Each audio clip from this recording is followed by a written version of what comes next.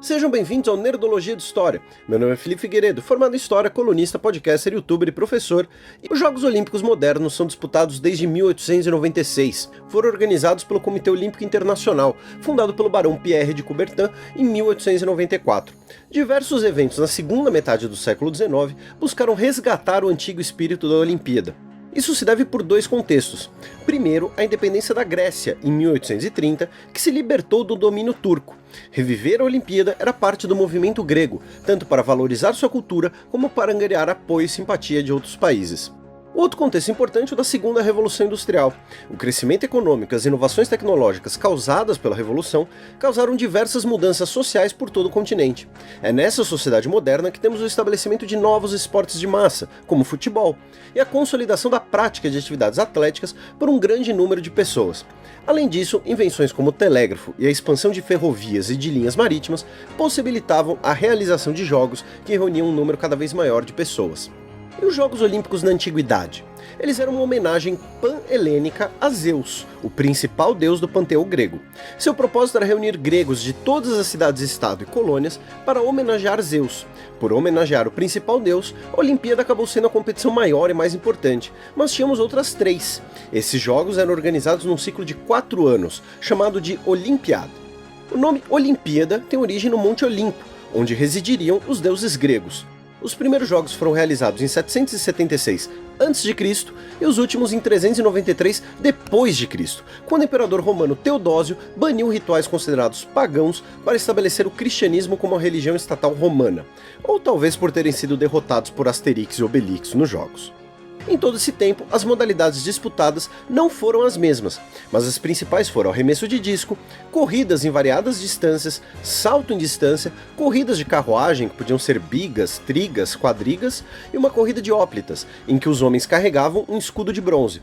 E só isso que carregavam, as atividades eram feitas nus, tirando a corrida de carruagem. A competição era restrita aos homens gregos, com raras exceções, e os vencedores ganhavam uma coroa de ramos de oliveira.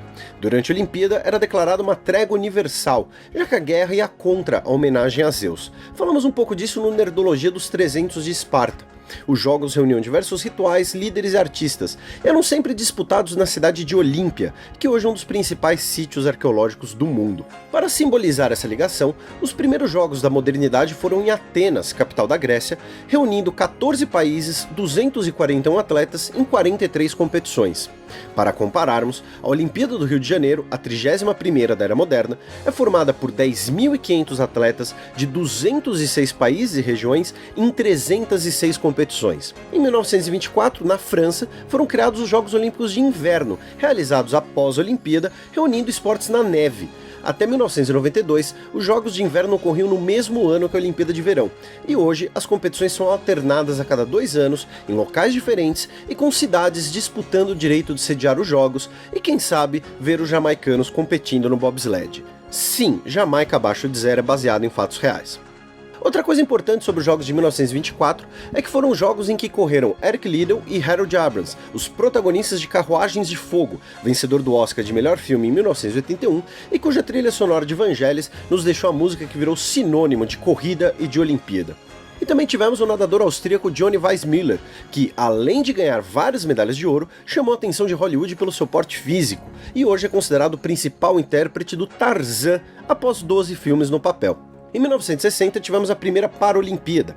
Após a Segunda Guerra Mundial, ocorre um crescente número de competições para veteranos da guerra, muitas vezes mutilados durante o conflito. É nessa época que o basquete em cadeira de rodas foi inventado, por exemplo. Dessas competições tivemos a origem da Paralimpíada. Em 2008, em Pequim, temos também a primeira edição dos Jogos Olímpicos da Mente, que reúne xadrez e bridge, por exemplo. Como os antigos gregos não ganhavam bens materiais em suas competições, o espírito inicial da Olimpíada era de que os atletas não fossem profissionais. Essa é uma discussão que existe até hoje. Por exemplo, os boxeadores olímpicos ainda precisam ser amadores. Outro exemplo é que em 1960, o decatleta Rafer Johnson teve que recusar um papel no épico Spartacus. No basquete, os profissionais foram aceitos apenas em 1992, o que possibilitou um tal de Dream Team unindo os maiores craques do esporte que jogavam profissionalmente nos Estados Unidos. Esse espírito olímpico é simbolizado na medalha Pierre de Coubertin, que premia pessoas por excepcional espírito esportivo. Até hoje, apenas 19 atletas receberam essa medalha, sendo 3 póstumas. E um brasileiro já ganhou, o maratonista Vanderlei Cordeiro de Lima, que, em 2004, em Atenas, teve sua corrida interrompida por um maluco irlandês quando estava na liderança. Após o Papai Noel grego ajudá-lo a se soltar, ele continuou na corrida e ganhou a medalha de bronze. Ah, e a maratona não era uma das competições da antiguidade. Outro símbolo olímpico também é recente. No início da Olimpíada, uma pira é acesa com um fogo simbolicamente carregado desde a Grécia por uma tocha. Uns caras que adoravam cerimônias com tochas que inventaram isso, os nazistas na Olimpíada de Berlim de 1936. A intenção era demonstrar uma ligação entre os valores supostamente superiores da antiguidade clássica com o novo Reich. Outro evento marcante da Olimpíada de Berlim foi o desempenho de Jesse Owens, atleta negro dos Estados Unidos, que ganhou 4 medalhas de ouro, tornando um símbolo da luta contra o racismo nos Estados Unidos e contra a ideia de uma raça ariana superior alemã. O documentário oficial de 1936, Olímpia, de Leni Riefenstahl, é considerado uma das mais importantes obras da história do cinema, com suas inovações de fotografia. As medalhas de Jesse Owens não são a única ligação entre as Olimpíadas e questões sociais e políticas, temos várias. Nos Jogos do México, em 1968, os atletas Tommy Smith e John Carlos, medalhistas dos 200 metros, fizeram o gesto dos Panteras Negras no pódio.